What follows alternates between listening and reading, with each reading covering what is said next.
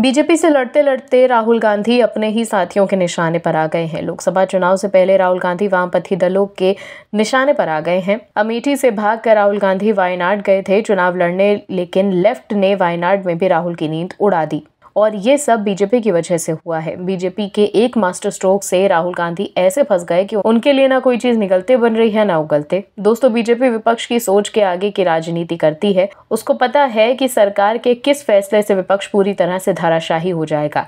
विपक्ष को पता होना चाहिए कि बीजेपी राष्ट्रवाद से कभी समझौता नहीं करेगी। विपक्ष के बारे में कहना ये गलत नहीं होगा कि वो आज तक बीजेपी के राजनीतिक कदम को समझ ही नहीं पाए। फैसले बीजेपी नीति सरकार लेती है और हंगामा विपक्षी दलों के बीच हो जाता है।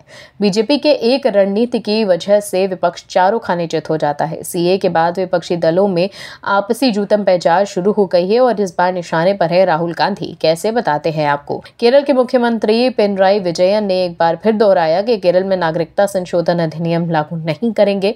इतना ही नहीं, उन्होंने इस मुद्दे पर कांग्रेस की चुप्पी पर भी सवाल उठाए।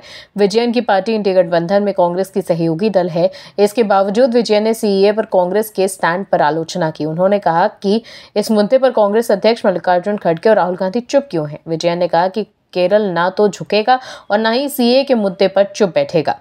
ऐसे में जब वायनाड में राहुल गांधी की मुश्किलें बढ़ सकती हैं। अगर राहुल गांधी सीए का विरोध खुलकर नहीं करेंगे तो वामपंथी दल राहुल को चुनाव के दौरान जमकर घेरेंगे। लेफ्ट ने वायनाड में मजबूत कैंडिडेट उतारकर पहले ही राहुल गांधी की नींदें उड़ा दी हैं और अब वो राहुल को सीए पर भी फंसा रहे हैं। ऐसे में इस बार युवराज सांसद बन पाएंगे, ये भी बड़ा सवाल है, क्योंकि केरल के सीएम विजयन ने जिस तरह से राहुल गांधी को घेरा है उससे साफ है कि वामपंथी दल इस बार वायनाड में कांग्रेस के युवराज को वॉकओवर देने के मूड में नहीं है। वहीं विजयन की ये प्रतिक्रिया गृह मंत्री अमित शाह के उस बयान के बाद आई है जिसमें उन्होंने कहा था कि राज्यों के पास सीए लागू करने को लेकर कोई विकल्प नहीं है क्योंकि नागरिकता केंद्र का विषय है। वहीं कांग्रेस के नेतृत्व वाले यूडीएफ ने कहा कि विजयन भारत के लोगों को बेवकूफ बना रहे हैं क्योंकि ये भारत में हर जगह लागू है। विजयन ने कांग्रेस पर सीए के खिलाफ संयुक्त मोर्चे से पीछे हटने का आरोप लगाया। विजयन ने कहा कि सीए भारत के विचार के लिए चुनौती है और धार्मिक भेदभाव को बढ़ावा देता है।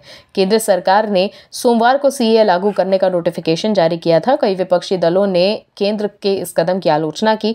पश्चिम बंगाल की सीएम ममता बनर्जी, दिल्ली के मुख्यमंत्री केजरीवाल, तमिलनाडु के सीएम एम के स्टालिन, केरल के सीएम पी विजयन ने सीए का विरोध करते हुए केंद्र सरकार पर निशाना साधा। वहीं अमित शाह ने कहा कि नेताओं को पता है कि उनके पास अधिकार नहीं है क्योंकि नागरिकता से संबंधित नियम बनाने का अधिकार संसद के पास है, ये केंद्र का मामला है। Bureau report OMH news. और भी वीडियोस देखने के लिए चैनल को सब्सक्राइब करें और बेल आइकन को दबाएं।